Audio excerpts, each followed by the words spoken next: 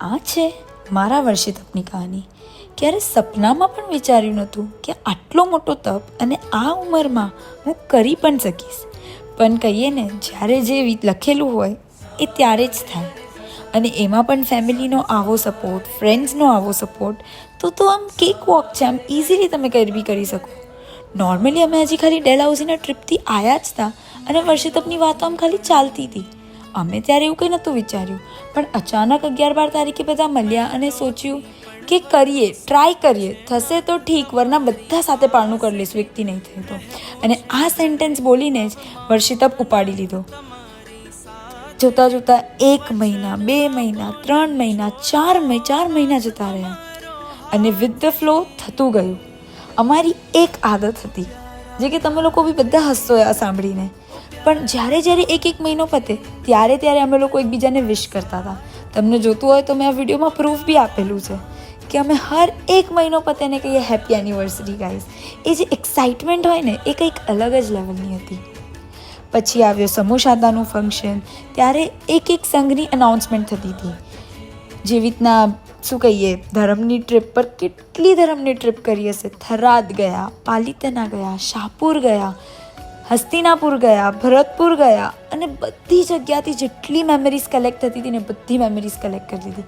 લોકોના ડીએમ્સમાં મેસેજ આવતા હતા કે ભગવાનને તો છોડો, ભગવાન સાથે બી ફોટો. પણ મેં કીધું કે ના, બધી જગ્યાથી જેટલી મેમરીઝ મને લઈ જ લેવી છે. બીજી વાર કરશું કે નહીં એ ખબર નથી, પણ પહેલી વાર કર્યો છે એ પૂરું જીવી લેશું.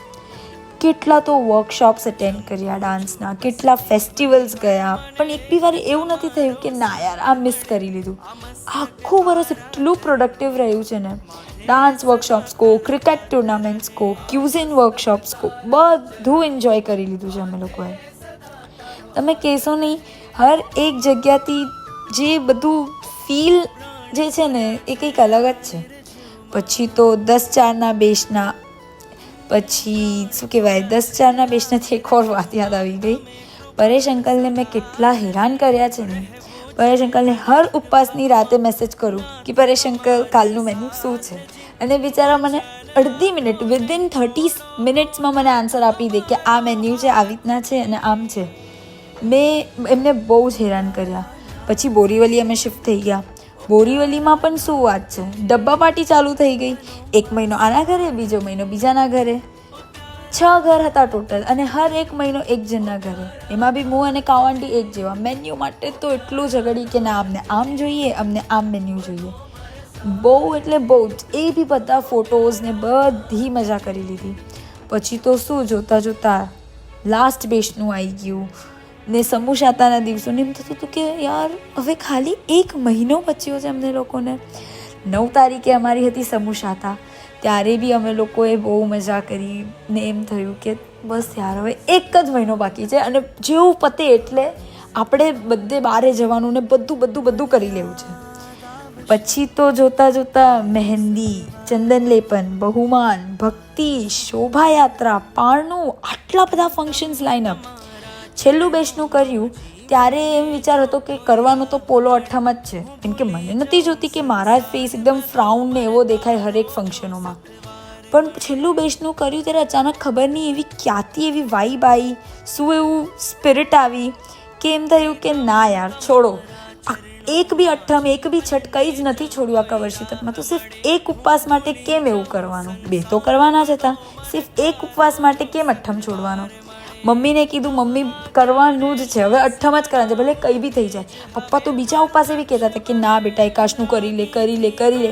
પણ ડેડીને કીધું કે ના, હવે તો અઠ્ઠમ જ કરવાનો થાય છે. દાદા છે સાથે અને આપણાથી અઠ્ઠમ થઈ જ જશે, અને એ જ કરવાનો છે. અને તમે જોશો નહીં, છઠ કરતાં બી સારું શાતા દાદાની કૃપાથી અઠ્ઠમમાં હતી. એટલું ઇઝીલી અઠ્ઠમ થઈ ગયો છે ને, ટચ વુડ, બહુ સારો થયો. આવ્યો પારણાનો દિવસ, તો આમ એવો અદ્ભુત હતો કે બસ યાર ફાઇનલ સ્ટેજ, હવે બસ બધું થઈ ગયું. આખા વર્ષિતપની મેમરીઝ હવે આ દિલમાં અને આ વિડીયોમાં આખી કેપ્ચર કરી લીધી છે. અને મેં લોકોને હેરાન પણ બહુ જ કર્યા છે. મારી મમ્મીને પૂછશો તો મારી મમ્મી તમને લિસ્ટ આપશે આખી. ઠાકુર અંકલનું આમ કમ્પલસરી દૂધ પીવડાવવું કે ના, પીવું જ પડશે બેટા. મેં કેટલો ફોર્સ કરવો. રમેશ અંકલની કમ્પલસરી રોટલી ખવડાવી. એક અંકલ જે ફિક્સ બનાના આપીને જ જાય, ના ખાવાનું જ છે. પરેશ અંકલનું ચમચમ હોય એટલે મેસેજ કરવો કે આજે ચમચમ છે. મારી મમ્મીનું પાણી માટે આખો દિવસ ચિલ્લાવવું. અને last but not the least, મારા આખા ઘરવાળાઓનું ડાન્સના ખિલાફ થવું કે ડાન્સ નથી કરવાની, લોકોની નજર લાગી જશે ને બ્લા બ્લા બ્લા. પણ મેં કીધું કે કંઈ નહીં થાય, આ આખો વરસ દાદાનો હાથ છે આપણા પર, આપણે કરી જ લેવાનું છે. અને સૌથી વધારે મિસ હું આ કરીશ, એમ તો બધું જ મિસ કરીશ, પણ સૌથી વધારે મિસ કરીશ તો આ મોમેન્ટ્સ, આખો વરસ કે મેં આખા વરસમાં શું મજા કરી છે. એવું નથી ભલે બહારનું ખાવાનું બંધ હતું, બધું બંધ હતું, પણ પૂરી લાઈફ આમ જીવી લીધી છે એવું હતું. સૌથી લાસ્ટ બટ સૌથી ફર્સ્ટ કરવું જોઈએ હતું, થેન્ક યુ આખા થરાદ સાંસ્કૃતિક સંઘને કે અમને આ એજમાં વર્ષેતપ કરાવ્યો. અમે લોકોએ નહોતું વિચાર્યું પણ એમને કરાવડાવ્યું. આ એક લાઈફ ટાઈમ અચીવમેન્ટ એવોર્ડ છે અને આ આપવા માટે thank you so much. Avichal દ્રષ્ટા મારા સાહેબને પણ થેન્ક યુ કે એમને આ ભાવ જગાડ્યો ભાઈન્દરમાં. અને દાદાને પણ એટલું બધું થેન્ક યુ કે અમને આ વર્ષેતપ પાર કરાવી દીધો. અને સૌથી વધારે તો મારી મમ્મીને થેન્ક યુ, વીરુને થેન્ક યુ અને રાજાને થેન્ક યુ કે એમને મારો સાથ આપ્યો. અગર એ ત્રણ ના હોત ને તો આ વર્ષેતપ પોસિબલ જ નહોતો કે હું આ વર્ષેતપ કરું. મારી મમ્મીને તો મેં શું હેરાન કરી છે. મારી મમ્મીને હર રોજ ઉપવાસની રાતે મેસેજ જ કરી દઉં કે ના મમ્મી આ આજે બનાવવાનું છે, આજે આ બનાવવાનું છે. અને મેં આ વિડીયોમાં મેસેજો બી મૂક્યા છે, તમે જોશો તો આખું મેન્યુ લખીને આપી દેતી હતી સવારથી સાંજનું. બિચારી મારી મમ્મી થાકી જતી હતી પણ એમને મને કરાવીને રહ્યું. વીરુ અને રાજાએ બી બહુ જ સપોર્ટ કર્યો મારો. થેન્ક યુ સો મચ આ કરાવવા માટે. આ દિલના બહુ જ કરીબ રહેશે આ મેમરી. અને બસ હું અંતે વધારે કંઈ બોલી નથી શકતી. Thank you so much.